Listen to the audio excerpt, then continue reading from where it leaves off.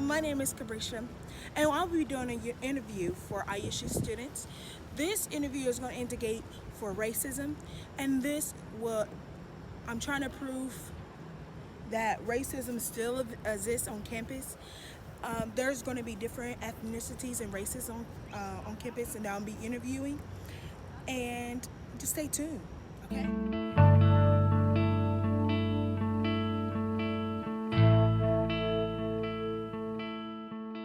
I'm Madison. Madison, what is your race? I'm white. You're white, okay. What are some issues on campus relating to racism? On campus, I feel honestly it could be with like newer people coming in. Some people aren't used to having such an open race campus because it is very diverse here. And I think that might be an issue because you see a lot of people are so accepting, and there's some who are like, I don't know yet. So yeah. I know that there is a clear divide on campus. I don't want to say a clear divide, but amongst the groups of students that I talk to who identify as African American or Black, I know that they feel that there are, things in place that allow or that hinder them from being their best version of themselves. Us being at a PWI, a lot of them feel that the majority of the resources on campus are geared towards that community. So there's a big lack of visibility within our campus for the Black community, and I hope that one day we can uplift that community and just show them the visibility that they deserve. Based on my observation, the things I have noticed on campus is a lot of segregation with like the Caucasians and the African Americans. For instance, when we have events, we're not entwined as one. We are segregated. We have the African Americans on one side, and then you have the whites on one side. And then another thing you notice that you have when like other organizations have like events, let's say like sororities or something, it's always like some part of the Greeks or the Greeks or whatever they are, the Blacks are doing something and then the whites are doing something. I know I've heard of like a lot of people, like I know my freshman year we had issues with people I think on our floor like being a little bit rude to I know some people prefer Black and some people prefer African American. I don't want to offend you guys. You can just say Black. But like, I know like some people, I think my freshman year there was an issue of like some people like writing derogatory terms like on their whiteboard on their door. Like the N-word and all that on their door. But I've just heard of like things like that happening on campus. I've heard of like certain classes where the professor is like biased toward people of different races and will like in group projects group like all of like the white people together and then group all the Black people together. I'm sorry, I use the term Black, but like I've heard of that happening, but that's really all. And like there was the incident my freshman year where someone wrote like something really, really bad about a Black woman living on that floor on their whiteboard.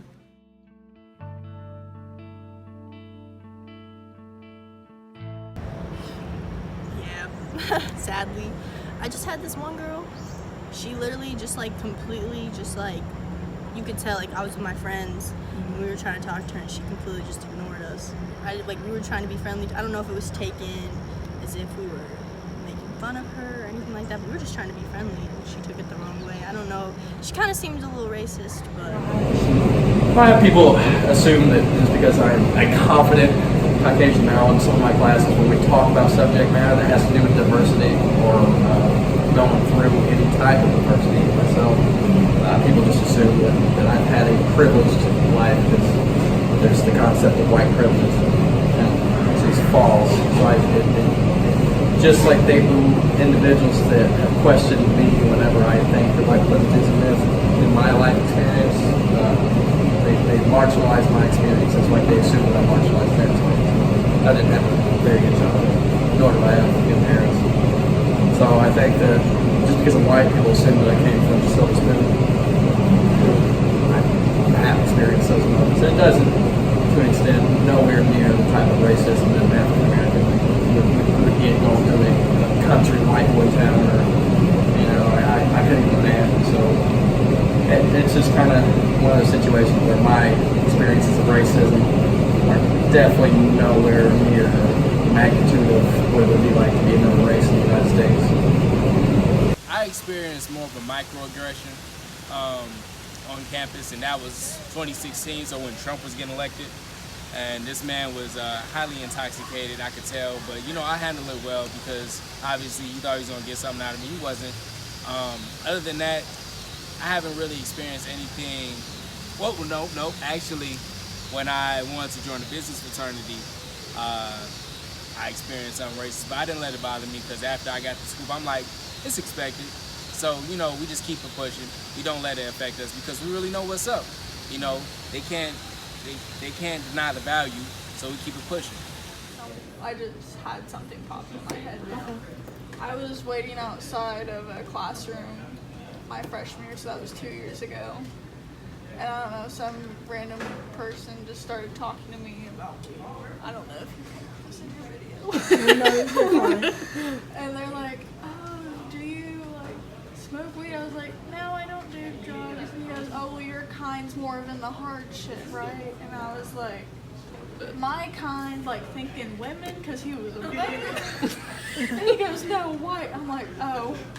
And then that's just where the conversation just ended. Experienced any, at least for me, any racism, but I don't know.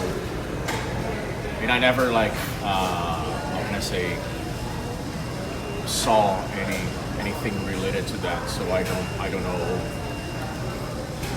At least for me, I can't speak about that. It's the same for me. I have never seen it. For me, as an on campus, I think I feel safe. I am really associated with people so far, professors and all. I have not experienced it or not heard my friends say that so far, but I've read about it.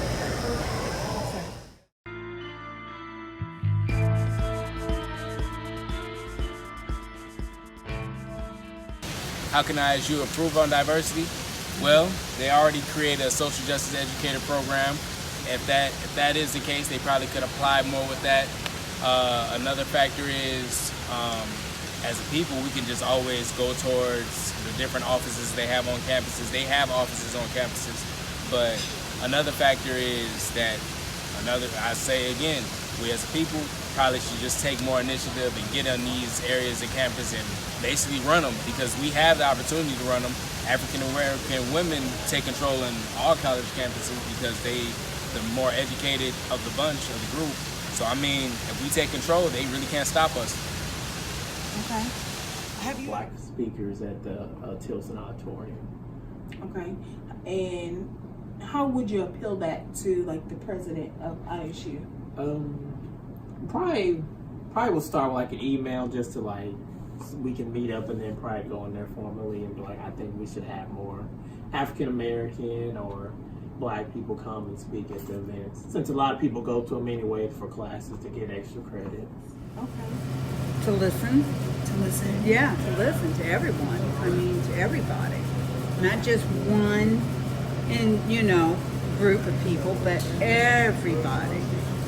They need to open their ears and their eyes and everything to everybody. It's not just certain people.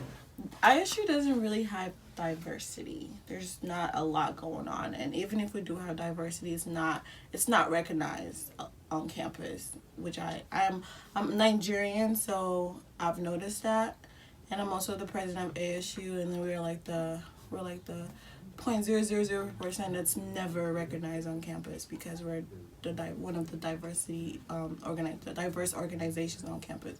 So one thing ISU can do, in my opinion, I would say reach out more and not just make it, reach out more and maybe have something where you can have other organizations come together as one, and not even the presidents of the organization, but have events for organizations to come together and, meet each other, or, I don't know. It's a lot of things they can do, but it's just something they need to work on first and find out the source on their own. I think that we could offer more programs, different clubs that try to get everybody involved, hang out, and to try to get people to understand that even though some individuals may come from different backgrounds, different cultures, that we're all the same. We all have the same physiology, we all have the same cells, we're all made of 1 trillion different cells, we don't understand. And that race really only makes up 1.5% of your genetic makeup, which is literally nothing. So we're all pretty much the same. So all that stuff is. Oh my God, how much time do we have?